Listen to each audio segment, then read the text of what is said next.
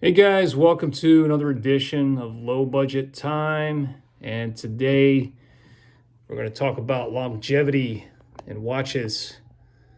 And I got two of my favorite watches to show here. And these watches have been with me for quite some time. This one here for about a year, and this one I've had since around 2020. So this one's coming up on 6. And then, this one here is about 11 years old. So it's almost 11 years old.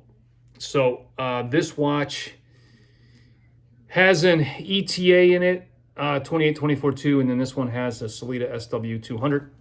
So, when you think about watches and their longevity, what comes to mind? It's like sometimes you might have a watch, it's a mechanical watch, it goes through a failure, you have to have it serviced, maybe prematurely, something happened. These things are mechanical, so they're, in most cases, a lot of these watches are their movements are mass produced. They're not being hand built, and sometimes things happen, right? So none of these watches have been serviced. Now that doesn't mean that they're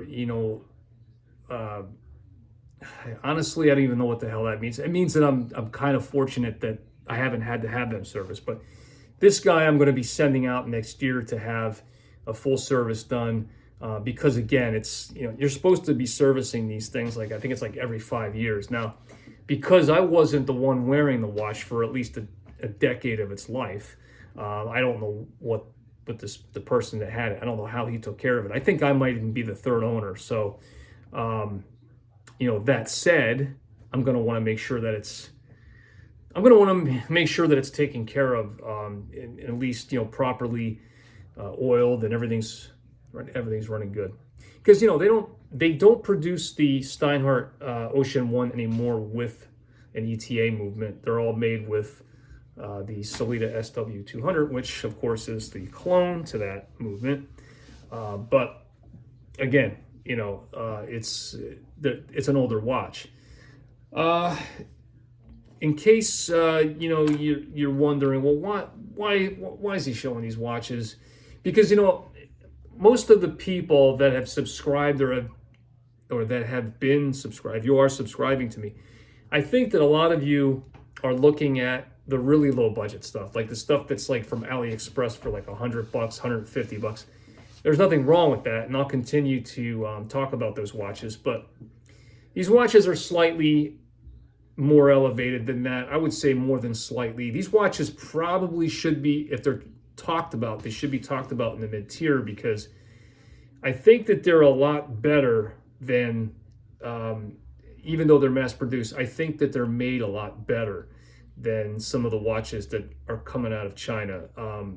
Some of the Chinese stuff is pretty good, but these watches they're Swiss made, they're German designed. They're just excellent watches, and they're tanks. They're built like tanks. They really are that good. It's my favorite watch company. So again, I will tell you about the things that I wish were better. I don't think they're perfect. I do believe there is room for improvement, but for the most part, there's a reason why I have the opinion that I have on these watches. So again, when you think about longevity and high quality, what goes into that? For me, what goes into it is the ability for this watch to keep telling great time through. Maybe you didn't get it serviced, right? But it's still keeping great time. So for me, I think it's about taking the beating, abuse every day, that kind of thing. The watch just keeps moving, keeps working. Watches, they're not needed anymore. If you look at what people are wearing on their wrist today, they're not wearing watches. Most people are either not wearing a watch at all, or they're wearing a smart device like an Apple Watch or an Android or something like that. They're not wearing mechanical wristwatches or even quartz wristwatches at that point. So it's you don't need a watch but we want them. We don't need them. We want them. We don't have to have them. But it's a hobby, and this hobby, I think this hobby is a lot like the car hobby. There's probably no bigger collection of assholes in a hobby than there is in the watch hobby and in the automotive hobby. I used to have a race car. I still have it. When I say used to have it, it hasn't run in like close to 15 years. So for all intents and purposes, it's a really heavy paperweight, and that's in my garage. But I don't mess with it anymore because it's so expensive to stay in that hobby and keep that car running. I have other things to spend my money on, like inexpensive watches. But the watch hobby can be, you have people that are snobbing on you. Some people would never even look at a video that even talked about this watch, much less own one. Now, there's a lot of people who have Rolex Submariners and also have the Ocean One. In fact, the gentleman that had owned this had a sub, and he said he wore this in times when he wanted to have the sub on, but he was unsure of where he was going. Which brings me to the next point. You're wearing a watch that's about $10,000 to $15,000, and this by no means is meant to throw shade on the Rolex or people who own them. But you're out and about. Let's say you're out with your wife, you're out with a date, whatever, or you just happen to be in the wrong part of town. You get mugged, you lose your sub, and unless you had insurance on it, you're out $15,000. Sometimes more. It depends on the value of the watch. Some of those Submariners are worth well over 20 grand from a collector standpoint. So I think sometimes those guys that own those watches, they will have a watch like this that they can wear in some sketchy areas of town that where there's a possibility, or they say they go on a business trip or something like that, and they don't want anything to happen to the watch, but they want to wear that sports watch. They will put on something like this, and then they'll still have that aesthetic. I see nothing wrong with that, but by the same token, I would never, if I had both, I would never talk down on this. I don't like everything about the Submariner, and I said this in my other videos. The Sub is a great watch. It's got the value. People are willing to spend that kind of money. I said this before. Value is linked to what someone else is willing to pay. It's a common sense thing. I don't like the handset on the Submariner, so for me, that's a no-go. I wouldn't bother. But these watches, I went out of my way to change from the Mercedes hands to the Tudor Sub style hands. I just like the aesthetic of the snowflake hand. So it kind of comes off looking a little bit like almost like a Black Bay a little bit. Kind of looks like a cross between a Black Bay and a Tudor snowflake. So, did I mean that? No, I didn't. I just didn't want that. I didn't want that handset. So that's the route that I took. While I might like this handset, somebody else might not, and they're like, oh, screw that. I'll just keep the Merc hands in there. That's fine. If you want to keep the Merc hands, keep the Merc hands. But one of the things that people have a problem with this watch is it looks too much like a Rolex Sub. And that's another reason why I wanted to depart from it. I love Tudor. My favorite watch is actually the Tudor Snowflake, and I wish they would make a stainless steel version of that watch today, but they never will. Because the Submariner concept and name is that's all Rolex now. I think Rolex was like, you know what, you guys want a dive watch, the Tudor, you go and do your own thing, but you're not using the Submariner name. So that's what brings us to, to where we are today with Tudor. But I still like Tudor. I love my Black Bay. It's a little chunky, but it's a nice watch. So for people who don't know about the history of Steinhart, Steinhart, before he was just Steinhart, he was working with a company called De Beaufray, I think it was.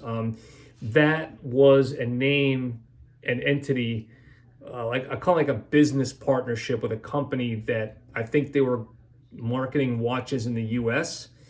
I've never even heard of the Boffret before. So I think because there may be some kind of a, I think the name Steinhart was, I don't know if it's a piano company, is owned already in the United States, or there was some kind of naming issue. So Mr. Steinhart couldn't use the name Steinhart in the U.S. I may be totally wrong about that. I'm guessing. There really isn't a lot on the web about it.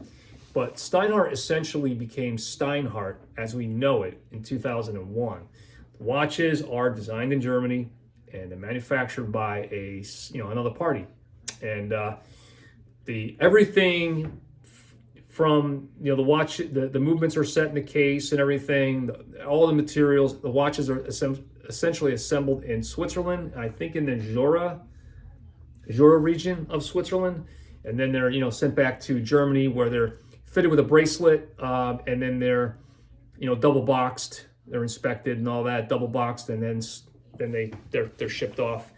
Steinhart's business model, of course, is not brick and mortar stores, so you're not going to go into a jewelry store and find them, but you can, of course, get them right from Steinhart.com, or you can get them from Gnomon. That's spelled Gnomon, which is that's in Singapore. And then there's also another place that you can go, which is Olko Watches, OLKO, that happens to be in Germany.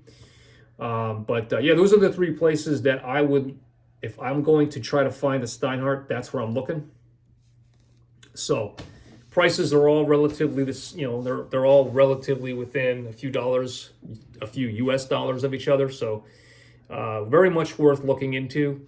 So the specifications on these watches are as follows: 42 millimeters excluding the crown, 13 millimeters in height. So, I wouldn't say it's a super thick watch, but 13 millimeters high that's a little chunkier than some of the watches I own. The weight is around 194 grams with the bracelet, and 22 millimeters at the lug opening for your strap, and really the most important of all measurements on the watch is the lug to lug. 50.5 millimeters. That's 50.5. That is a big watch. It's wide. That may be a turnoff to some people. Some people may say, "Man, I can't. There's no way I'm going to be able to. There's no way I'm going to be able to pull that off." I have a 7-inch wrist, so I just get away with it. So on a 7-inch wrist, with this was the one that was made around 2015. And that's how that looks. Now you can see that gap right there. That's what most people, because of the way that the lugs have no curvature. They kind of shoot out a little bit. That's kind of reminiscent of the 5512 case that Rolex was making. I don't even know how many iterations ago that was, like when that case was used. I want to say that case was used from 1958, all the way to, man, my Rolex knowledge is really limited. I want to say somewhere around 1958, probably to somewhere in the 80s, I want to say maybe late 80s. Yeah, if you guys know the answer to that, you're more than welcome to throw it down there. I didn't do the research on it because Rolex history is just not that important to me. I'm never going to own one, so I could honestly, I know that 1953 was when the Rolex was, or 54, I think it's 53, 1953 when Rolex brought the Submariner out. They ran with no crown guard till about 1958. So from 1958 on to somewhere, well, till present, they put crown guards on. So That much I know.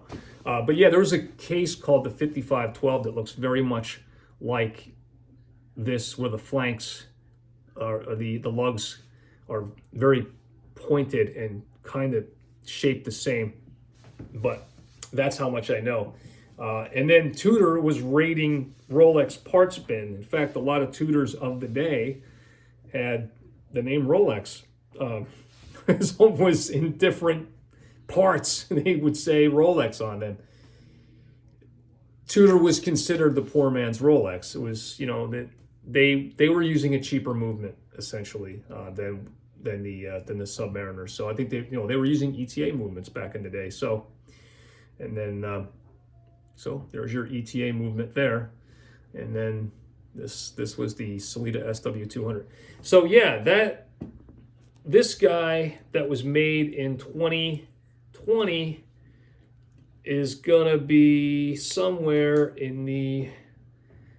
Now you can see how that looks. You see the lug, it still comes over a lot, but the Jubilee bracelet seems to articulate.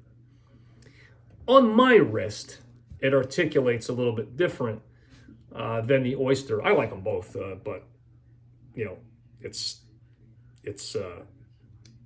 6 in one, half a dozen of the other, right? So for me, they're both.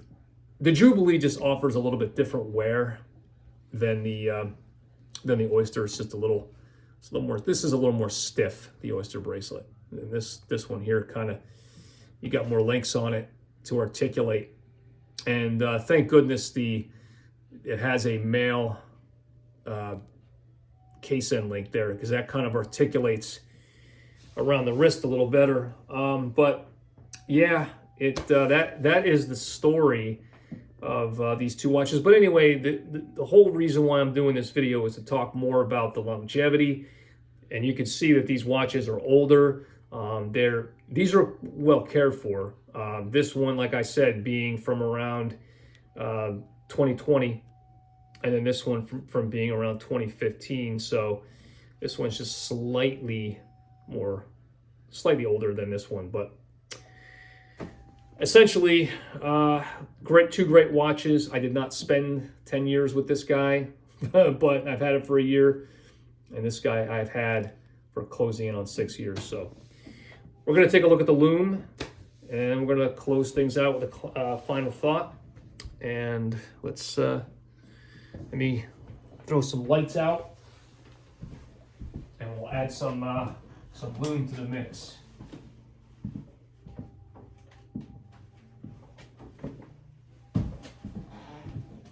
All right. Let me throw the flashlight on.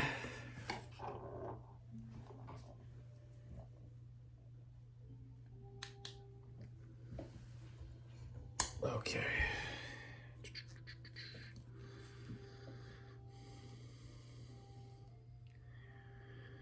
Again, this is not a UV light. I'm going to have to get one of those at some point, because I think, you know, you're going to get a better representation using a UV than you are with just a standard LED flashlight.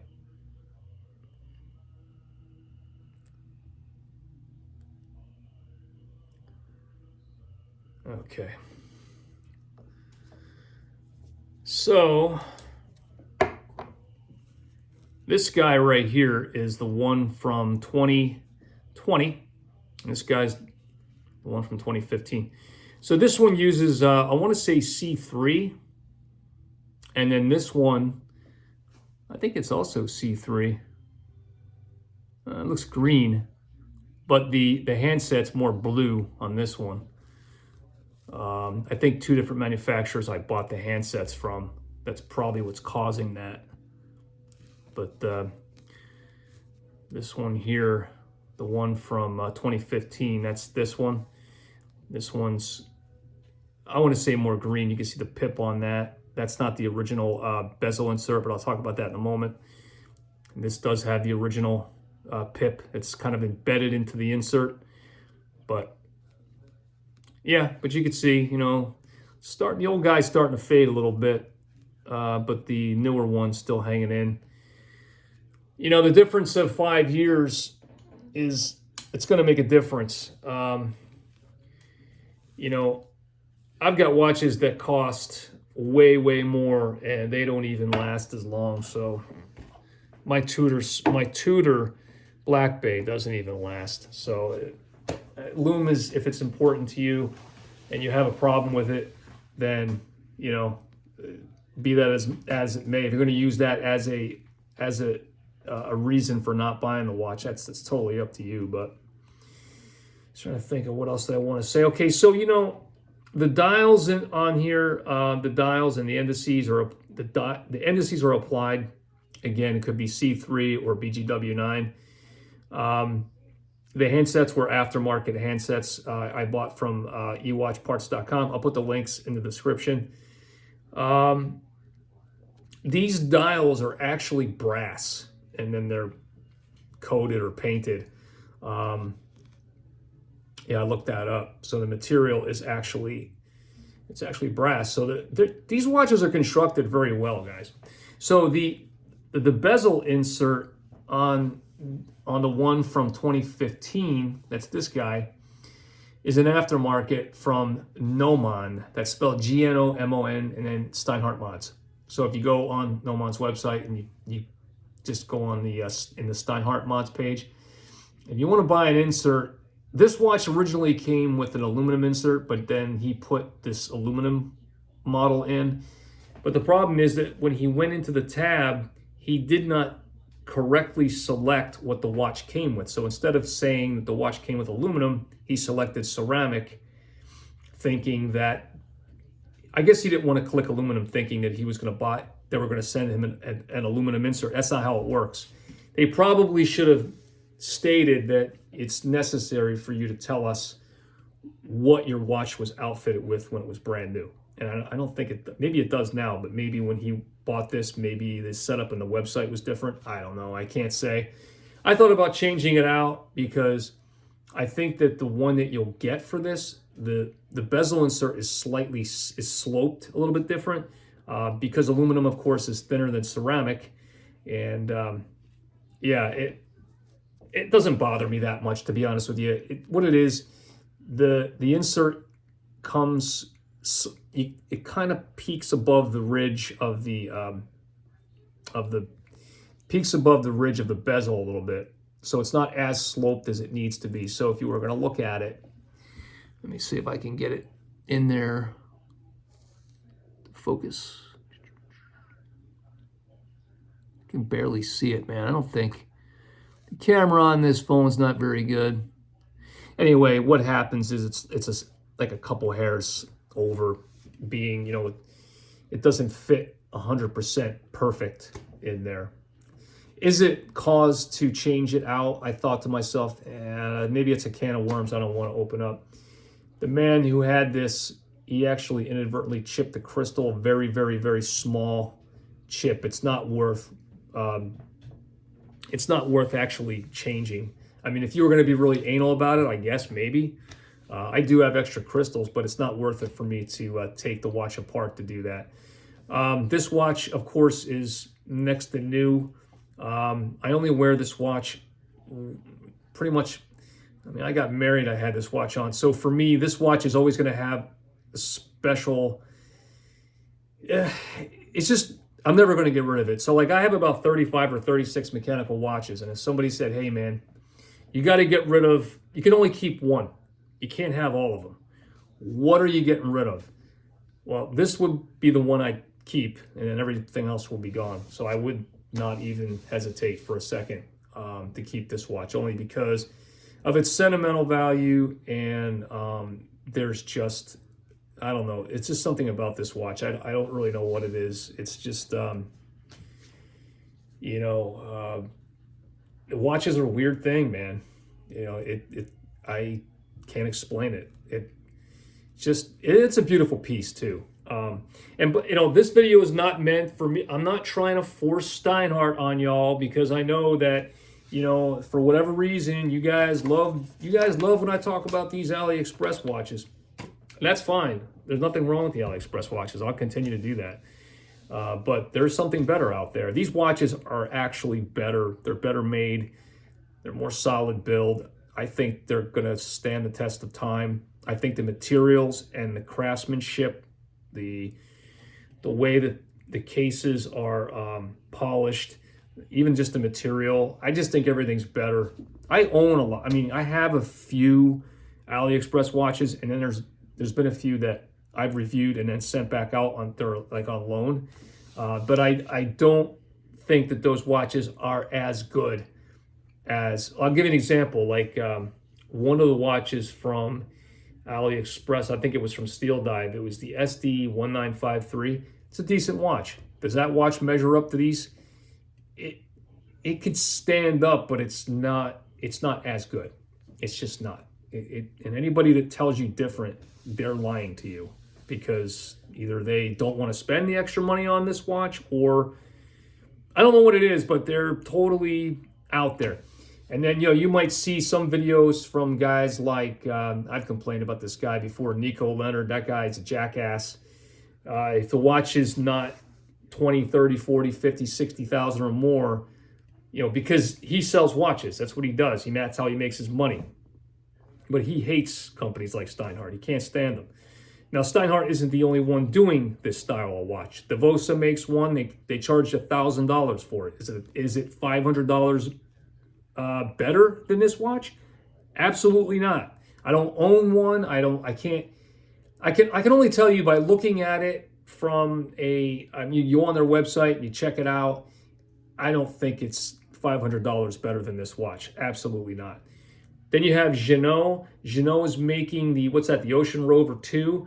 They claim to have an in-house movement. I think that movement actually is more, it's probably like a Sellita SW200 with maybe some hot rodding going on. They might have done some different things to the watch, but ultimately I think it's still based on the ETA. It's still an ETA-based movement. So is it $1,000 better than this watch? Because that's like a $1,500 watch. I don't think so, but I don't own one. The clasp was supposed to be really nice. But again, does that make it? Does the clasp and that slight difference with the movement, do those two things make me want to go out and spend $1,000 more for that watch? No, it doesn't. I think Monta makes one, same thing. It's probably a Sellita. No problem with the Sellita, but I don't think it's worth what the extra money that they're asking. I just don't.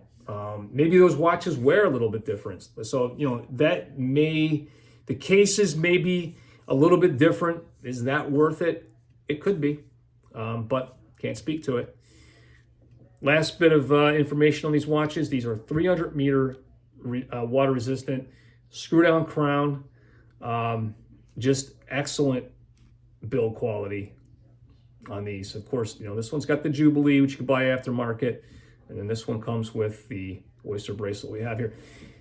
The clasps on these watches, I'll speak a little bit about that real quick. This has a ratcheting dive clasp. And then this one has a 6-degree micro adjustment clasp. It kind of looks like a glide lock clasp, but that's all it does, is it looks like it. It doesn't operate like it. They give you some really nice perlaging on the internals there. You can see that. The other one does the same thing. These are both Miltat. The ratcheting effect on this guy kind of goes something like this. So let's say you went diving, or you're going to go diving, and you want to put this on over the wetsuit. You would just basically pull. I don't care how many times I mess with this. I think you have to open. I think you have to keep this open. Yeah, I think you do that. Okay. You pull that back, right? And then they come out like they basically, I think it's like 1 degree or something. It's probably, each click probably represents 1 degree of adjustment. But nice stuff. Fully milled clasps, by the way. These clasps are not cheap, and to make them work on these bracelets, you're going to need an extra flat link. So essentially, there's a video on my channel that talks about it, but if you look inside here, you see where my index finger is. You see the end link right there? You're going to need 2 of those. So you need one on this side of the clasp, and you need one on the other side. So the pocket right there, you need one to go inside that pocket, which is right. Let me just turn it around. You see that? You see that right there where my index finger is right there? Right there. Okay, so that's how that one works. And then same concept for the other guy.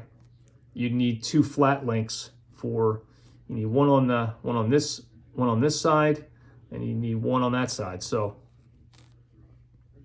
if you have 2 flat links on each end, you're going to have spring bars that are going to stick out, and then those spring bars are what attaches to the clasps. Outside of that, that's it. So the only real problems I have with these watches, no drill lugs, which I wish they had. If these had drill lugs, man, awesome. That'd be so, because it's just so much easier to change straps, but you know that. And then if they went with a clasp that was similar to this, and that's signed by Steinhart, I just think that those 2 things right there, and then possibly I would make a case that turn the lugs down. I would turn the lugs down a little bit, and I would shorten them. So I would shorten the lugs. I would shorten that lug to lug. I would make it maybe 47 or something like that, and I would turn them down a little bit and then drill them.